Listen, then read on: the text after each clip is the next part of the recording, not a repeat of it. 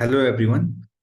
आज हम JEE mains 2023 की एक शानदार प्रॉब्लम को डिस्कस करने वाले हैं, जिसमें पूछा गया है कि मैथमेटिक्स वर्ड के लेटर को परम्यूट करके टोटल कितने वर्ड बनाए जा सकते हैं जिसमें सी और एस कभी भी साथ में ना हो। राइट। तो हम दो मेथड से करने वाले हैं। एक है गैप मेथड और दूसरा मेथड है स्ट्रिंग मेथड। तो हम दो मेथड से करने वाले हैं। Method number one is a string method. अब स्ट्रिंग मेथड क्या बोलता है? स्ट्रिंग मेथड बोलता है कि जिन दो को हमें साथ में रखना है। देखो, एक्चुअल में हम स्ट्रिंग मेथड को मदद से इसको सॉल्व करेंगे। एक्चुअल में ये वैसे गैप मेथड से होगा। तो स्ट्रिंग मेथड से कैसा होगा? स्ट्रिंग मेथड से होगा, इसने बोला है C and S are not together. तो इसमें हमने इसको हम कैसे कर सकते हैं? Total total arrangement minus when C and S are together. Right.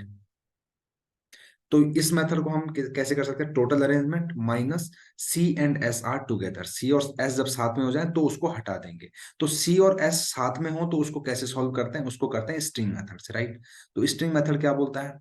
String method बोलता है जिनको साथ में रखना है उनको आप बांध लो और एक यूनिट एज्यूम करो। उनको आप बांध लीजिए रस्सी से और एक यूनिट एज्यूम कीजिए। तो जैसे देखिए, सी एस को आपने मैथमेटिक्स के जो सी एस है, चलो MATHEMATICS। राइट। मैथमेटिक्स में सी एस को आपने बांध लिया, आपने रस्सी से इसको बांध लिया। राइट।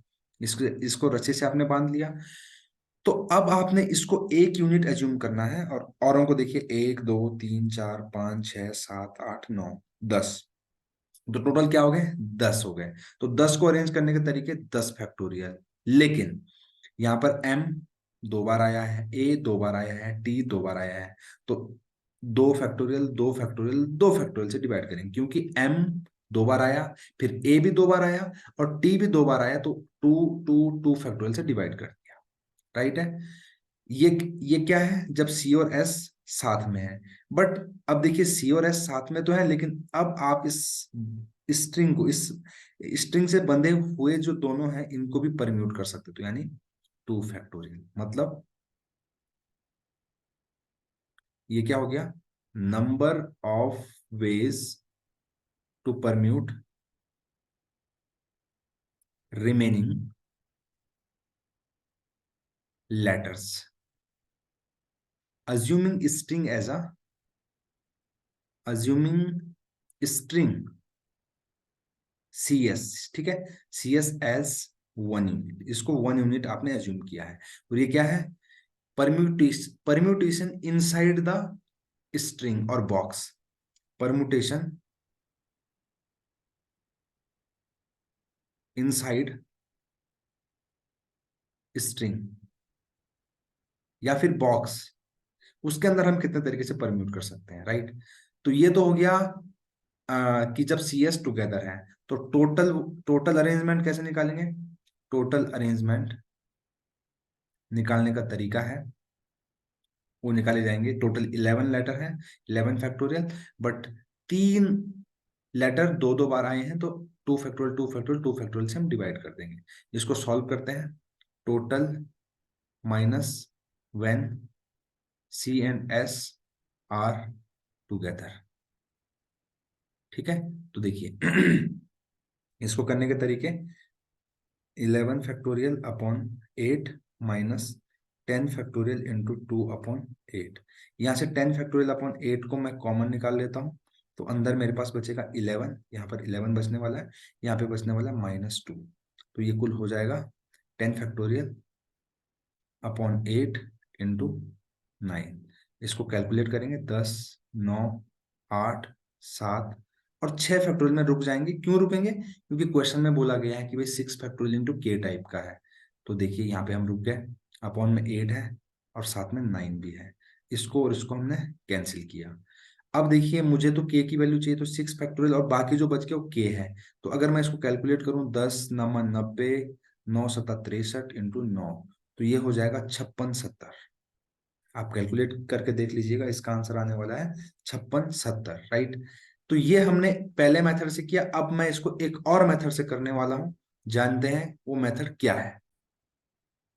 चलिए अब मेथड 2 को हम डिस्कस करेंगे। मेथड 2 है गैप मेथड।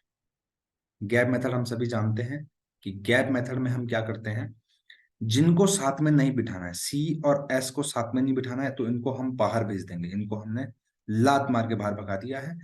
अब देखिए, आप ध्यान से देखिए, यहाँ पर क्या बचे हमारे पास, MATHEMATI और CS को तो मैं बाहर भगा चुका हूं। अब इनको हम मैं परम्यूट करा लूंगा, और ये टोटल 9 लेटर है। तो 9 लेटर को परम्यूट कराने के 9 फैक्टोरियल तरीके होते हैं। बट इसमें देखिए M जो है 2 बार आया, MATHEMATIC जो भी है, यहाँ पे थोड़ा जल्दबाजी में हो गया था, MATI, राइट।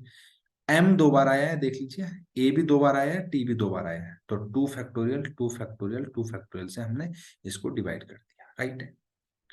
अब देखिएगा, अगर मैंने MATHEMATI को मैंने परम्यूट किया, तो इनकी वजह से गैप कितने बनेंगे, देखिए, एक गैप, दो गैप, 3 4 5 6 7 8 9 10। तो ये जो 10 गैप बने, अगर मैं यहाँ पर सी और एस दोनों को गैप में डाल दूं, तो वो तो कभी भी एडजेसेंट नहीं होंगे, कभी भी वो साथ में नहीं होंगे, क्योंकि उनके बीच में एक ना एक लेटर तो जरूर होगा, राइट है। तो मैं क्या करता हूँ, इनमें से जो 10 गैप क्रिएट हुए, उनमें से कोई 2 गैप सिलेक्ट करता हूँ, तो ये हो जाएगा 10C2। 10 में से 2 गैप सिलेक्ट करने के तरीके। अब माना बात, मैंने उनके लिए 2 गैप सिलेक्ट कौन कौन से कर लिए, मैंने ये गैप और ये गैप सिलेक्ट किया। यहाँ पे सी है, यहाँ पे एस है। अब मैं एस को यहाँ पे और सी को यहाँ पे भी लिख सकता हूँ, ऑब्वियस सी बात है। तो मैं इनको 2 फैक्टोरियल तरीके से अरेंज भी कर सकता हूँ। तो यहां से मेरा जो आंसर निकल के आएगा वो क्या आएगा, 9 factorial upon 8 into 10 into 9 into 8 factorial upon 8 factorial into 2 factorial. 10 से 2 को मैंने एक्सपेंड किया, यहाँ से ये कैंसिल हो जाएगा, इंटू 2 फैक्टोरियल। 2 फैक्टोरियल से 2 फैक्टोरियल को स्वाहा कर दिया है।